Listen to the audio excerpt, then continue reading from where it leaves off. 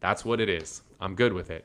But the problem is we're going 4 and 7 eighths, 5.5, 5 1/4, 5 3/4. Like, it's freaking nuts right now. So I think you'll continue to see value slide as long as we have this volatility in rates, because there's just so many buyers that are like, I'm not okay with this.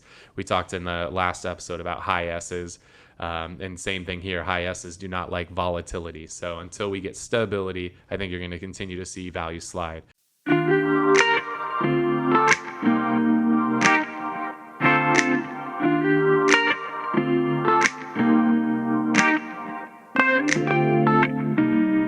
Welcome to the Whissel Way Podcast. My name is Kyle Whissel, your host with eXp Realty in San Diego. My name is Bryan Koci, Director of Marketing here at Whissel Realty Group. The goal of the show is to give you the tools, techniques, and tactics to go out there and crush it in your business. The way that we like to do that is to answer the questions that you have for us. If you have a question you want to have us answer on a future episode of the show, you can always go to thewhisselway.com. You can ask us questions, subscribe to the podcast and YouTube channel, join our referral network, private Facebook group, and our email newsletter, and get dialed in with our Media Mayor Mastermind course at half price, where we teach you everything we've learned about creating video over the last 8 years together, all at thewhisselway.com. And if you enjoyed the episode today, if you're watching on YouTube, hit that thumbs up button, let YouTube know you enjoyed it. If you want more of our content, hit the subscribe button and little notification bell. And if you're listening on a podcast platform, when this episode is over, hit that subscribe button and write a quick little review about the show. Those reviews really mean a lot to us, and they go a long, long way. So it's greatly appreciated. It's amazing how many people ask us, how do we get more reviews from our clients? Yeah. And we tell them, but then when we ask them for a review, how difficult it is to get reviews on our podcast. Yeah. Well, the part of the podcast is you have to listen to the episode. Like, we've gotten a ton of people to write reviews, but they haven't listened on like that platform. So most of the platforms are smart enough. Like, if you've never listened to a full episode, you can't write a review about it. And so if somebody's watches our show in my Facebook group or on YouTube, they can't then load a podcast episode and write a review. You have to watch. Even Spotify won't even let you write a review. iTunes will let you write it, and then it'll just filter it like Yelp does. Well, I bet you can download it. They won't know if you listened to it if you downloaded it, right? Yeah, if somebody did a download and then wrote a review, they probably, but I think it still wants to see that they listened to it. Yeah, it's harder to get a review on podcasts than you think. I mean, if only Zillow made sure that you actually sold that person a house before they did that. Yeah, let's not encourage them to add more filters. No, but we've seen people with 30 plus reviews that have had 2 or 3 sales. 3 sales, yeah. Some people figure that out. Anyways, is that your whole spiel? Are you good on that? Yeah, I think I'm done. Okay, so today, I'm going home. Today I wanted to talk about, obviously things are different now than they have been in the past 2 years. And the past 2 years are different than they have been in the past 10 years. Yeah. One of the things that is unique and that we're talking about with our team and within our Facebook groups is what's different about pulling comps or comparable properties for listing homes for sale now versus they've been in the last 2 years. So before we get into how do we do it now, I want you to talk a little bit about what you've been talking about and how you've been using this during this crazy, crazy series. And then I want you to talk about what we're doing now. Yeah, so pulling comps has been very, very interesting for the last couple of years with the market going absolutely crazy. The thing that's been interesting is you didn't have to be good at pulling comps. Like, you could screw it up royally and put it on the market, and whether you listed it low, it would get bid up. If you listed it high, it would get bid up. People would catch up. Like, it didn't really matter. Like, the number was going to get to where it needed to get to no matter what. So it wasn't very important. Like, you could just guess a number and be fine. You could put it at $1, it'd be fine. You could put it at $1 million, it'd be fine. But that just doesn't fly in this market. And so I personally am very excited for this market. I love change because most agents are going to use the mindset that they have used for a long time, which is like, whatever, just put a number on it. They put very little effort, very little energy into comping a property. And in this new market, which we're recording today is August the 8th. In this new markets here, values have slid close to 5% in the last 90 days. You can't get away with screwing up the number in this market. Like, you just can't get away with it anymore. The market's not going to cover your ass. So agents who aren't putting the energy and effort into pulling comps, they're getting screwed. because what's ending up happening is they're listing homes at the wrong number, whether it be too high, too low, whatever, just in general, the wrong number. And especially in this market, if you list at a number that's too high, you're going to end up, in a few different scenarios. One, you're going to end up having to have really difficult conversations with your seller on a consistent basis where they're upset at you because the home hasn't sold and you keep having to hit them up for price reductions. You mean improvements? Yeah, we're talking agents right now. So you're going to hit them up for price reduction over and over and over again. Like, those are not fun conversations. You do not want to be in those conversations over and over and over again. Or you're getting fired, like, because you screwed up and you overpriced a home. And that is not fun. Nobody wants to be in that position. So we're in this new market where you've got to spend more time than you probably ever have on comps because you really got to nail that price. If you nail that price, homes are still selling in a reasonable amount of time. But if you come in too high, it's hard to recover from that in this market, because in this type of market where there's so many less buyers out there, if you miss the mark on that initial number, it's really hard to get the buyers to come back once you finally get down to the number you should have been at. Now, talk to me a little bit about, we've always used comps as what sold. Things skyrocketed quickly. Home prices skyrocketed. Now home prices are falling quickly. Probably to correct for that. Overpricing, right? Lots of different reasons. How do you run those comps? Do you do it only on things that sold? Do you do pending? Do you do listed? Like, do you utilize some of those tools that we typically don't? So in San Diego, we have three primary categories. We have active, we have pending, and we have sold. Those are the three primary categories. Your market might be a little different, but those are three. Pretty obvious what each of those three are. In the previous market, we were looking at solds a little bit, but I was looking at pendings a lot of bit. And a lot of it, that's definitely a word in the English language. Yep. And actives kind of in the middle. So in that market, what sold wasn't as valuable, especially if it sold like, the traditional criteria is like going back 6 months, but you couldn't go back 6 months. I mean, San Diego moved in, the 6 months prior to this whole rate change thing.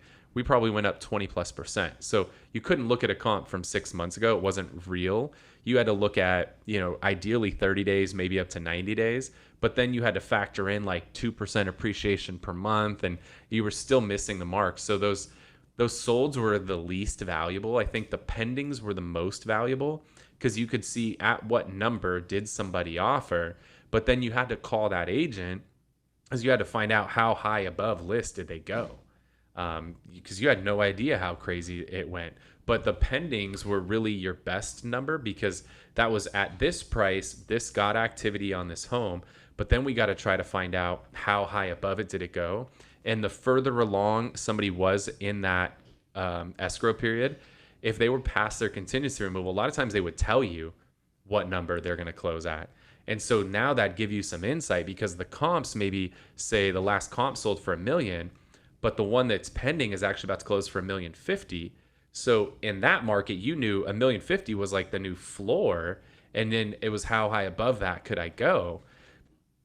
And then your actives, you had to see those pendings are almost pre-sold. Like it's past pending, but it's before sold. Yeah. But you want to know, like, hey, there were buyers all the way up to $1.05 million on this thing. So it was really important to know how high above were buyers willing to go. Which we were seeing about 5% became pretty common in San Diego. At 1 month, we were 7% above on the sold price to list price ratio. So you had to figure out like where's that ratio at in that area and price it accordingly. And then the actives, which there basically were none of, so you couldn't pay a whole lot of attention on them, but you could look at the actives and see, are people shooting too high and do they have a number listed that's sitting? So let's say somebody's listed at 1.2 and it's been on the market for 3 weeks, which again, in that market, that was a long time. So you could see, all right, I got a sold at $1 million. I got another one that was listed at $1 million, but that's pending at $1.05 million and is about to close. And then I got somebody who tried for 1.2 and couldn't get it. So now you know your number is going to be between that 1,050,000 and that 1.2 range. And now you're just going to adjust accordingly of where you should price that home based on that. How far above the 1,050,000 do you think you can push? So that's where we were. Now where we are, now People like taking notes like, okay, I know what to do now. And you're like, don't do any of that. It's too late. But I want to take you on the journey of where we were and where we're at now. Now we can actually go back a little further on the pendings. So my belief is that by the time this year is over, we'll be relatively flat. If you go January to January, I think we'll end up pretty flat on values. What I think is going to happen is most of the gains we had in the first 6 months of the year, we're going to give back in the second 6 months of the year. And I think we'll end up in a relatively flat market by the time all's said and done. And then if rates can freaking stabilize, which in the last week we've had literally in the last, let's call it week and a half, we had 4 days of almost half point swings, which is unheard of for rates to move close to a half a point a day. So we need to get rid of that volatility. As soon as the volatility goes away and we get stability, people start coming back in the market because they're like, okay, cool. Rates are now 5%. That's what it is. I'm good with it. But the problem is we're going 4 and 7/8, 5.5, 5 1/4, 5 3/4. It's freaking nuts right now. So I think you'll continue to see value slide as long as we have this volatility in rates, because there's just so many buyers that are like, I'm not okay with this. We talked in the last episode about high S's, and same thing here. High S's do not like volatility. So until we get stability, I think you're going to continue to see value slide. So how are we pricing homes today? Well, you can go further back. Now we can start to look 90 days back. We could look 6 months back.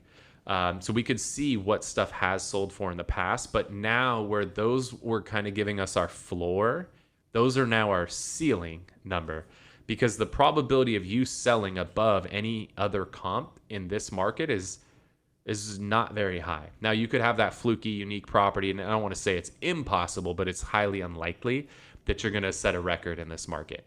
Again, in San Diego, we've slid about 5% in the last 90 days. So you're probably not selling above. So now your sold comps are establishing your ceiling of how high you can go. Now we're going to go to pendings, and now pendings again are going to be the best data that we can get, because you're going to have actives and you're going to see at what price are homes not selling. So you know that you can't go that high, right? People are continuing to test the market. There's still a lot of agents. I see them posting on social media like, oh, the market's not going down, we're still going up. Like, no, you dumbass. We are actively sliding right now. But there's agents who, whether they don't want to accept it or they have bad leadership that's not shooting straight with them, whatever. So you're still going to have those ones that get listed at crazy numbers, but those will help you also reinforce what your ceiling is. But what we need to look at more so right now are the pendings. We've got to look at what number did somebody actually offer on this home. But where before when we would call the agent on that pending to figure out how high above did it go, now we're having the same conversation, but we're figuring out how low below that list price that home went. So the pendings are still going to be our best, because now we know, hey, at $1 million, this home did get an offer. And based on the conversation with the agent, it's going to close at 975, or it's going to close at 990, or whatever that number is. So that's going to be our new sold comp, which is going to be our new ceiling, which most likely that's going to lower the ceiling a little bit. So I'm still very heavy on the pendings, but the actives, what I really want to look at, and this is what we have to help our sellers with, is we've got to show our sellers, hey, in your neighborhood right now, there are 3 other homes similar to yours, and here's what they are priced at. What do we need to do with your home to make your home stand out amongst those other 3 homes? Add a pool. Yeah, there you go. No problem. Snap pool. Right, we got to look Costco, at $35. You just blow them up; they're good to go. Yeah, because right now we have competition. We didn't have competition 6 months ago, but now you have competition. So we got to look at what is our competition going to be, and how can we differentiate ourselves from the competition. Are there 4 homes for sale and none have a pool, and you're going to be the only one with a pool? If you're in the right market here in San Diego, if you're 20, 30 minutes in from the coast, the pool matters a lot because it gets hot. Like this entire week's 90 something degrees. So if you have a pool, there's a lot of value if you're in inland San Diego. So if there's, 3 other homes for sale, you're going to be the 4th and you have a pool, okay, maybe you can be higher priced than the other comps. But if there's 3 other homes, same floor plan or very similar floor plan, and you're going to come in and you're in the same condition and none of you guys have pools, there's nothing, nothing about your home that's massively different than the other homes, you've got to think what's going to cause somebody to offer on your home versus those. If you're hoping it's because they think like your light switches are prettier than everybody else's, like that's probably not going to fly. If you want your home to stand out, you've got to undercut the competition, because buyers are going to, if they come in a neighborhood, they're going to look at all the homes. They're going to look at the 4 of you. And if you guys all look the same, they're going to most likely pick the one that's priced the lowest, or they might take stabs at all 4 and write lowball offers and see which one of you is willing to take the lower price. But what you got to think about is, let's say you have 4 homes that are all priced similarly. At some point, somebody's going to realize the market's sliding and they're going to undercut the other 3 homes. And so, Mr. and Mrs. Seller, you have a choice. Do you want to be the one that undercuts them to make yourself the clear and obvious choice decision, right? Mm-hmm. The decision was what I was going for. Do you want to be the obvious decision amongst the 4, or do you want to be one of 4? And now somebody's going to lowball offer on all 4, and then it's going to be a matter of, well, who takes the lowball offer? Because once somebody takes that lowball offer, that's now the new ceiling, and now you're going to have to undercut that number if you want to sell. So my recommendation is, let's get ahead of it. Let's be the clear and obvious choice, and then everybody else is going to have to chase us on the way down. And so that's what we're focused on right now. One of the things that you talked about today that I haven't heard talked about much at all is looking at actives, because that was always a no-no. You don't look at actives, and this was 3 years ago, right? You don't look at actives to set your price per se, but I like looking at actives, looking at how many days it's on the market and comparing it to the average days on market for that subset. We can do that in our MLS. I'm sure you can as well. But, if the average days on market for these homes is 22 days, and that's been on there for 23 days, okay, that's not necessarily bad. You can't just look at the straight number. But if it's been on for 45 days, double the average time, that can tell you something more. So I liked, you talked a lot about looking at the days on market. My only add to that is make sure you compare it to the active or the average, right? Because you could say, wow, this is a long time. It used to be 8, but now we're at 14. Well, yeah, but now the average is 21. They're not out of the running. They're not necessarily overpriced. They still got some time left on the clock. Yep. So yeah, just think about this. The actives are going to show you at what price are homes not selling. The pendings are going to show you at what price they are selling. So keep that in mind too, is when you're looking at it. And now again, if it's active and it's been on the market 2 days, doesn't mean that's a price it's not selling at. When it surpasses, like Brian's saying, when it surpasses what the average is in that area, or the median, whichever way you prefer to look at it. Again, if the median, I would look at both of them. Yeah, if the median's 10 days and it's been 30, like clearly that's a number the home's not selling at. So don't go there. But if it's 2 days, you're right, take that with a grain of salt. So you're more looking for the actives that have been sitting past what's normal, and that's going to help you establish the number you can't go above, because nobody's paying that price. So we mentioned this earlier, overpriced. You're either going to have to beat up your seller to come down, or they're going to fire beat you up. Yeah, in the process. You don't really get to beat them up. They beat you up as you do it. Yeah. So you take your punches, I guess. Yeah. So obviously that's going to bring more expireds to the market. What do you think this does to for sale by owners? I think they'll be much more willing to work with agents. So I think if you're looking for a lead source that's going to we'll call these all trees, like this is it's going to bear a lot more fruit for agents, because as people try to do this on their own, it was really easy 6 months ago. Anybody could sell a home 6 months ago. Now it's a lot harder. And so I think for sale by owners are going to miss the mark a lot more often. And as their home sits, they're going to be more willing to bring an agent in. And I think also looking at the average days on market, utilizing the data that we're talking about, average days on the market for their area is 10 days, they're 30 days in, utilizing that in your conversation can probably help you. 100%. Cool. Anything else you want to talk about pulling comps in today's market? No, this is saying a buddy of mine, Chase Mayer, came up with. Maybe he stole from somebody else, but it's fine. I don't know. We'll give him credit. We all steal each other's things. So a 2-minute offense can prevent a 20-minute defense.